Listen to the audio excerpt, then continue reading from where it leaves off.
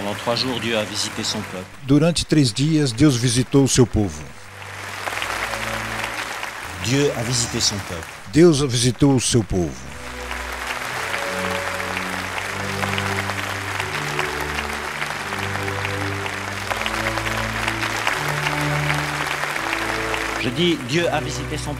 Digo, Deus visitou o seu povo pensando em todos que vivemos.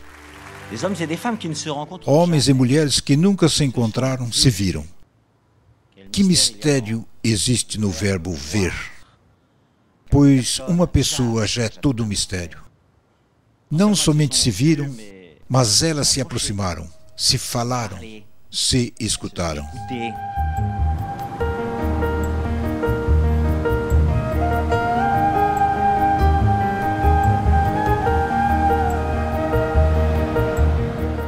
De 11 a 13 de setembro de 2005, na antiga cidade de Lyon, na França, um acontecimento extraordinário ocorreu sob os olhos de vários milhares de espectadores lionês. Sob iniciativa da comunidade de Santo Egídio, comunidade de origem italiana, 300 representantes de todas as religiões do mundo se reuniram durante 3 dias para rezar, se escutar, se falar, viver um diálogo sincero e fazer crescer juntos um humanismo capaz de construir a paz entre os povos e os indivíduos.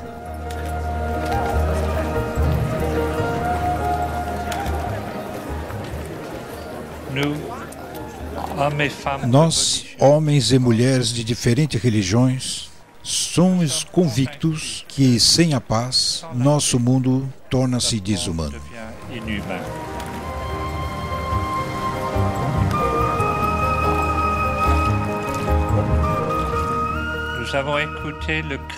Escutamos o grito de todos os que sofrem por causa da guerra e do terrorismo. A vida humana é sagrada. O mundo é cansado de viver no medo. As religiões não querem da violência, da guerra, do terrorismo.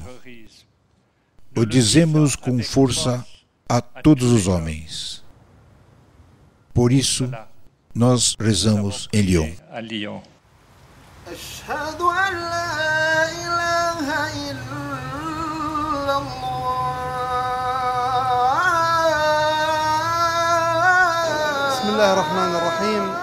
No nome de Deus, a paz na concepção do homem muçulmano vem da sua fé. Acredita que Deus é em si mesmo a paz e que nos chama a viver todos em paz.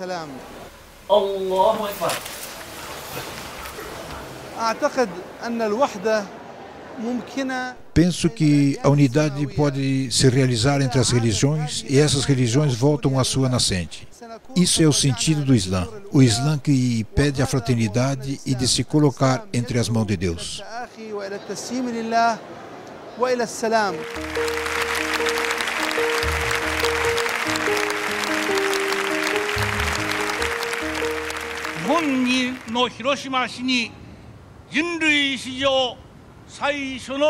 Dia 6 de agosto de 1945, às 8h15, a cidade de Hiroshima conheceu pela primeira vez na história da humanidade a devastação causada pela bomba atômica. A cidade tornou-se cinza. A guerra são homens que matam outros homens. E por isso que estamos contra a guerra. Como homens de religião, devemos continuar a nos opor à guerra.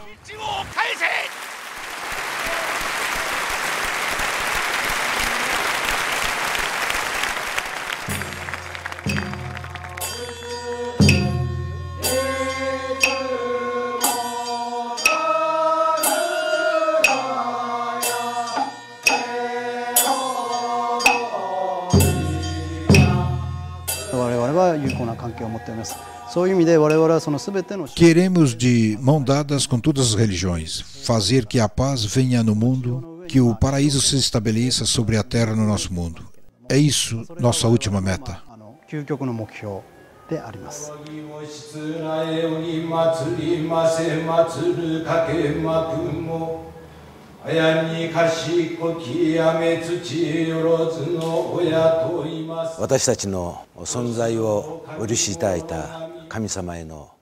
Agradecemos a Deus que nos permitiu desistir. Isso é a primeira coisa. Em seguida, pedimos-lhe perdão para nossas faltas de cada dia. E em seguida, vamos nos dar um perdão mútuo. Com uma atitude dessa, vamos poder estabelecer a paz nos corações.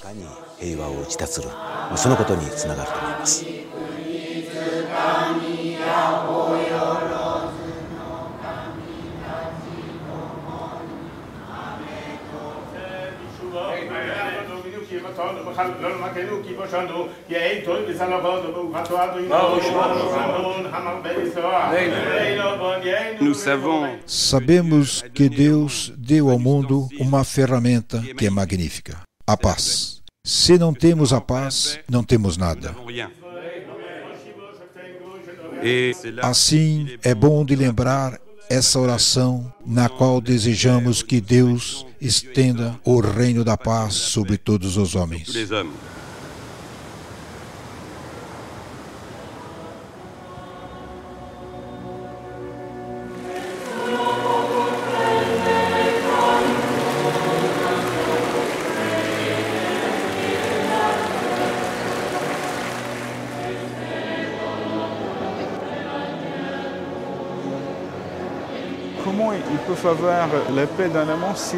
Como se pode ter a paz no mundo se os cristãos não têm a paz entre si?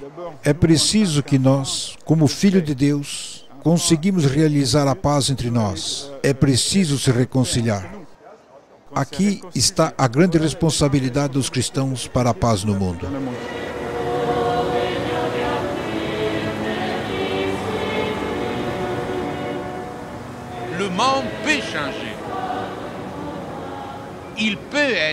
O mundo pode mudar, pode ser mais humano, mais pacífico.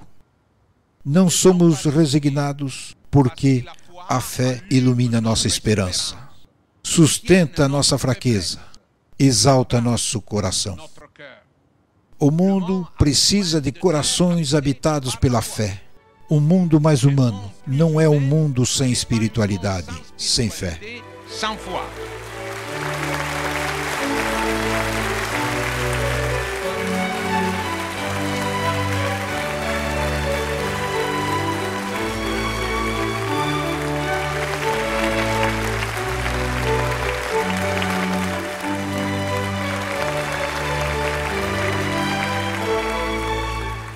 Esses laços ungidos, essas amizades na diversidade são um sinal, uma indicação para o nosso tempo.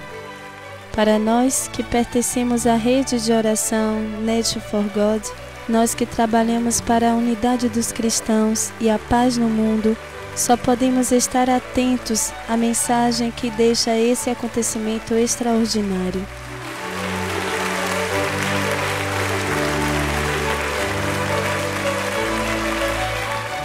Como é possível que hoje homens e mulheres de todas as confissões cristãs, de todas as religiões do mundo, se encontram, se unem e se mobilizam juntos para a paz?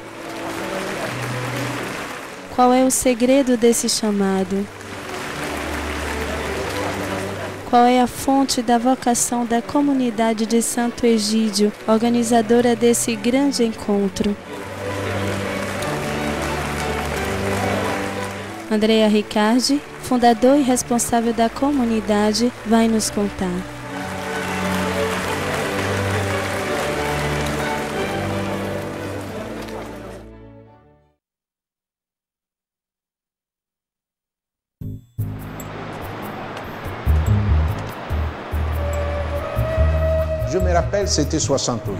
Me lembro, era em 68. Existia um espírito de revolta. Na França, como na Itália, como na Alemanha, como nos Estados Unidos, era o momento de revolta dos jovens. Neste contexto, estávamos um grupo de jovens num liceu de Roma, um liceu burguês. Meu pai era presidente de um banco. Começamos a viver o espírito de 68. Queríamos fazer alguma coisa, mas percebíamos que na política tinha algo de ambíguo. Mudar o mundo. A revolução. Muito bem, mas percebimos que as relações entre as pessoas que se diziam revolucionárias eram péssimas. Então começamos a refletir. É preciso mudar o homem. Mas como mudar o homem? Mas quem pode mudar o homem? Nós caímos sobre uma página do Evangelho. O Evangelho de Jesus, o Evangelho de Mateus. Me lembro do fim do capítulo 9. Os milagres de Jesus, Jesus e os pobres. Les miracles de Jésus, Jésus et les pauvres. Et on a commencé à lire l'Évangile. E começando a ler o Evangelho, pensamos, aonde nos leva esse Evangelho? Devemos ler o Evangelho, mas depois, o que podemos fazer? Como responder? Começamos a responder com nossa oração. A oração na rua, a oração assim, uma oração de jovem. Mas depois, onde nos levava o Evangelho? Ele nos levou para os pobres, na periferia de Roma, os pobres da periferia, as favelas. Isso é o começo de Santo Egídio, o Evangelho, a oração e os pobres.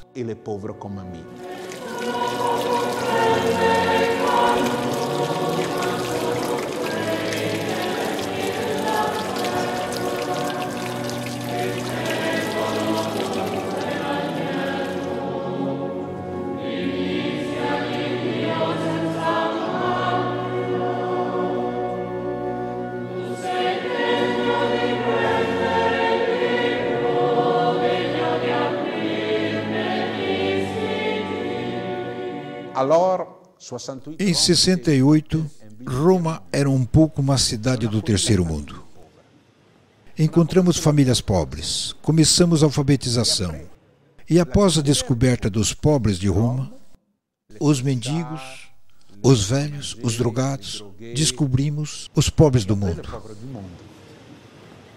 Isso é uma história. De Roma até o mundo inteiro, isso é a nossa descoberta.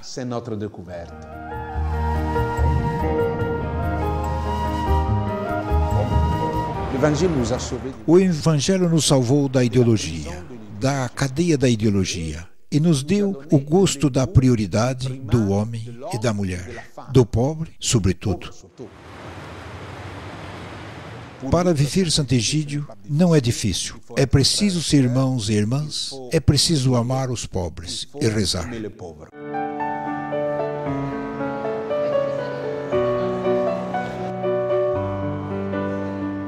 Daniela Popei é responsável dos serviços da imigração na comunidade Santo Egídio.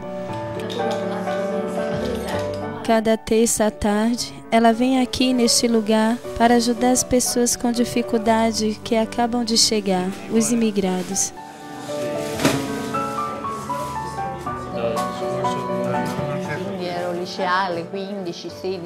Quando eu tinha 15, 16 anos, ia no liceu e nesta época me tinha afastada da igreja, não ia mais na igreja. Tinha a reação de muitos jovens de hoje.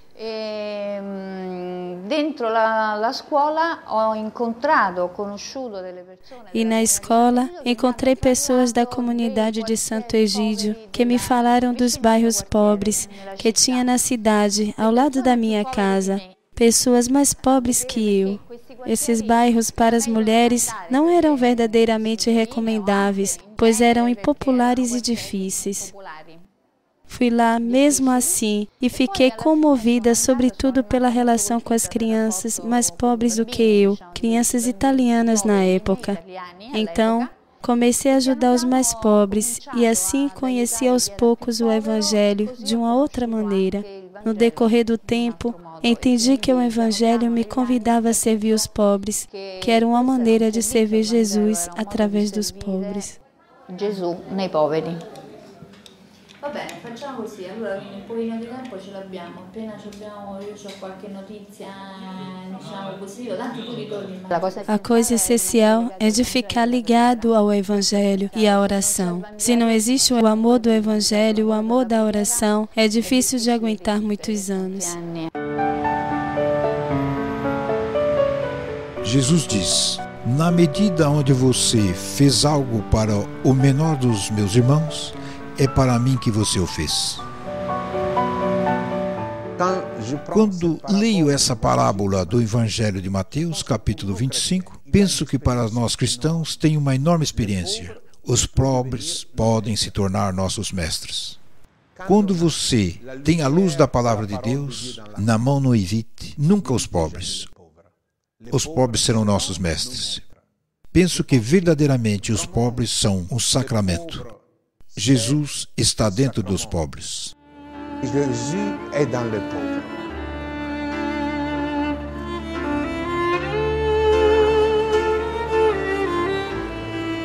Francesca Zuccari é responsável do serviço junto aos pobres na comunidade. Aqui, na Mensa, esse restaurante situado no centro de Roma serve 3 vezes por semana uma refeição quente a mais de 1.500 esquecidos pela sociedade.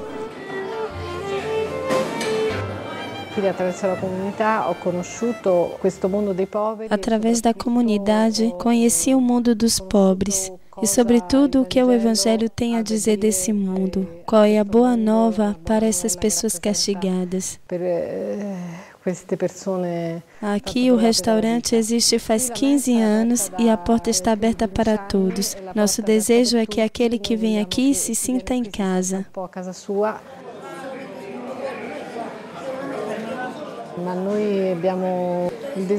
Temos o desejo de encontrar cada um, de conhecer seu nome, sua história, de poder ajudá-los a melhorar suas condições. Eles são nossa família, é a família de Deus, e eles são nossos irmãos.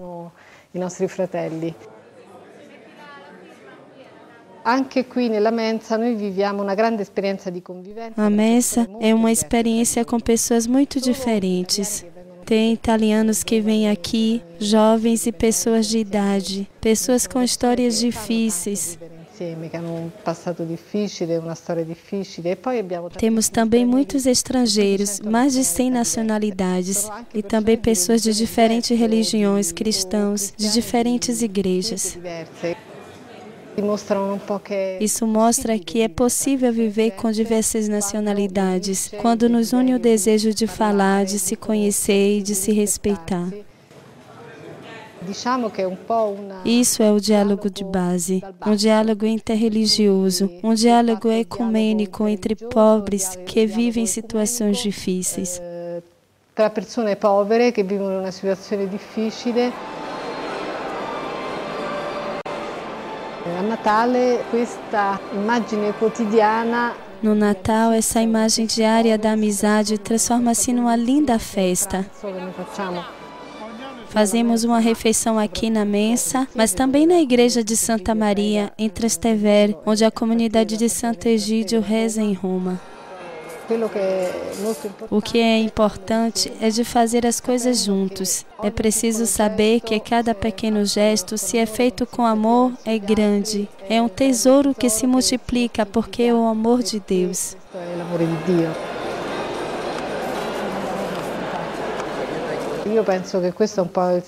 Acho que é isso o sentido da minha vida. Eles me dão a possibilidade de fazer algo para os outros. Essa aventura começou há vários anos e desejo que isso continue para toda a minha vida. Potrò vivere.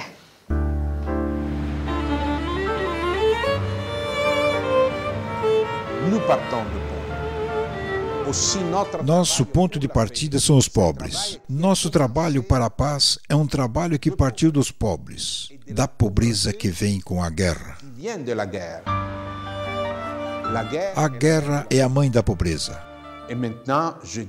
É a pobreza e a mãe da guerra, pois existe um laço entre elas.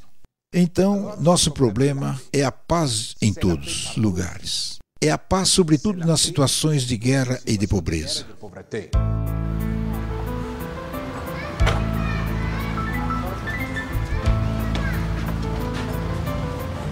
Assim, solidário e cooperante com os povos pobres do mundo, formando uma rede de amigos internacional, desde os anos 80, Santo Egídio é levado a ser mediador de paz em numerosos conflitos no mundo. Assim, em outubro de 1992, um acordo de paz sobre o Moçambique é assinado em Roma, em Santo Egídio, e acaba com a guerra civil entre o governo de Frelimo, à frente no poder desde a independência, e o movimento de guerrilha.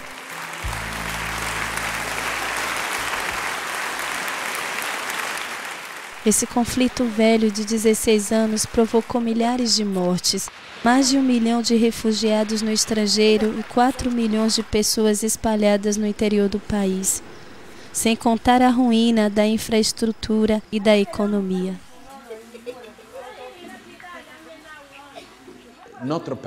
Nossa aposta no Moçambique era de fazer trabalhar para a paz. E descobrimos que homens, mulheres, jovens, pessoas que rezam, podiam fazer a paz. Dentro do sofrimento, nós cristãos temos a força da paz. Fizemos aqui em Santo Egídio encontros de paz durante 2 anos e meio. Discutimos, tinha a França, os Estados Unidos, a Itália, as Nações Unidas, tinham 2 delegações, o governo e a guerrilha. Negociamos como nas negociações internacionais. Estavam um pouco desesperados. Tinha começado a entender que a guerra não trazia paz entre eles. Ganhamos sua confiança, discutimos durante horas, começamos a falar com uns e com outros. Nossa única arma para conseguir a paz não era os dólares, mas era a palavra. Cada um tem seu método. À chacun son méthode.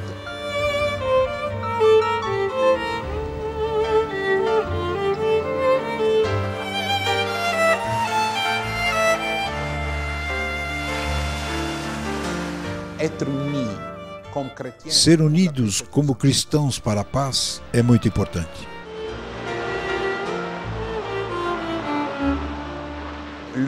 O patriarca de Constantinopla, Atenágoras, dizia: igrejas irmãs, povos irmãos. Quantos espíritos, demônios, ódio, violências passaram pelas rachaduras, pelas divisões dos cristãos.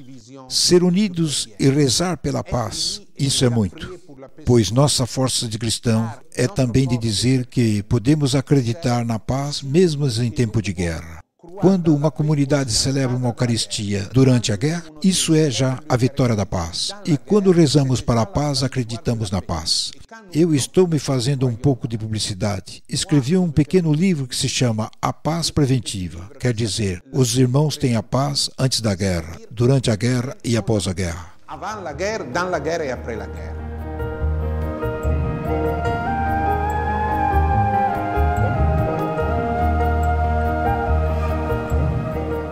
Dia 27 de outubro de 1986, pela primeira vez na história, um Papa, João Paulo II, convida em Assis, sobre a colina de São Francisco, os líderes das religiões mundiais.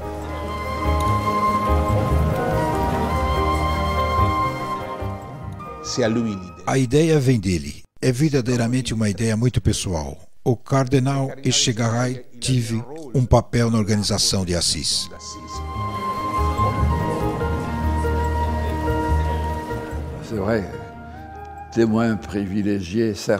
É verdade. Fui uma testemunha privilegiada. Isso é uma graça. Penso que foi um dia verdadeiramente histórico. Isso quer dizer único. Único na história da Igreja e da humanidade. E de l'humanité.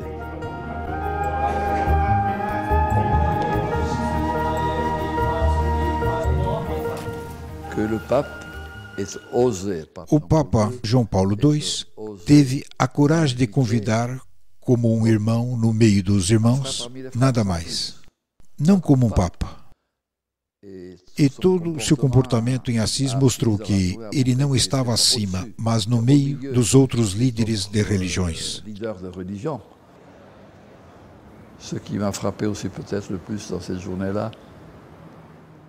O que me marcou, talvez com mais força durante esse dia, visto que estávamos para rezar, era um dia muito nublado. De manhã estava chovendo e no fim da manhã, bruscamente, apareceu no céu um maravilhoso arco-íris.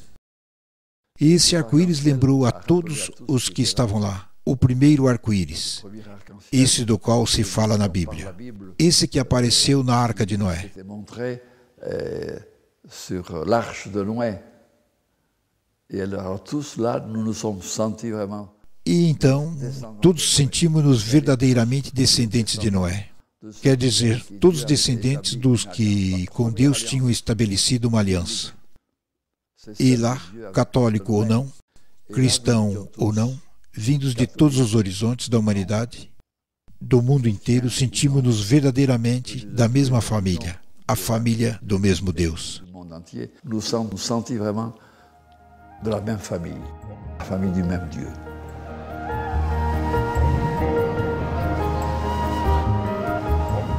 Et depuis, le pape a lancé le mot, l'expression l'esprit d'Assise. Então o Papa lançou a palavra o Espírito de Assis. Quer dizer, não podemos esquecê-lo. Ne l'oublions pas.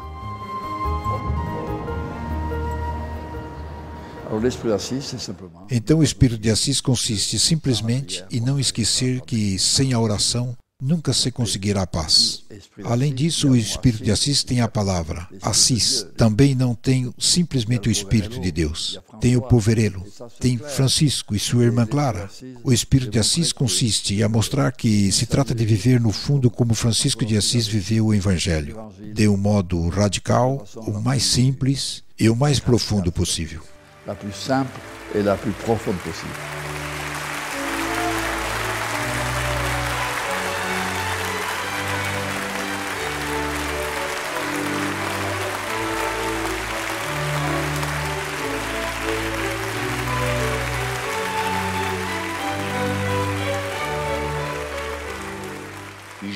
Eu vou dar uma testemunha pessoal. Eu entendi que eu deveria rezar para essas gentes, para a qual eu nunca rezei e por isso eu acreditava ter um coração católico. Isso quer dizer, um coração universal. E depois eu percebi que isso não era o caso e que é necessário mudar tudo rápido sem hesitar.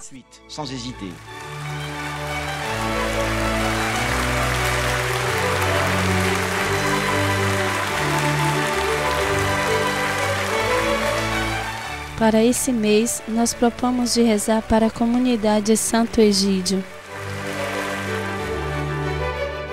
Nós propomos também que juntos nós rezamos a Deus de nos dar esse espírito de Assis, este espírito de abertura ao outro e de amizade, a fim de amar os pobres e de trabalhar para a paz, lá onde nós vivemos. A palavra desse mês é dentro do Evangelho de Mateus, capítulo 25, versículo 40. Na medida onde você fez algo para o menor dos meus irmãos, é para mim que você o fez.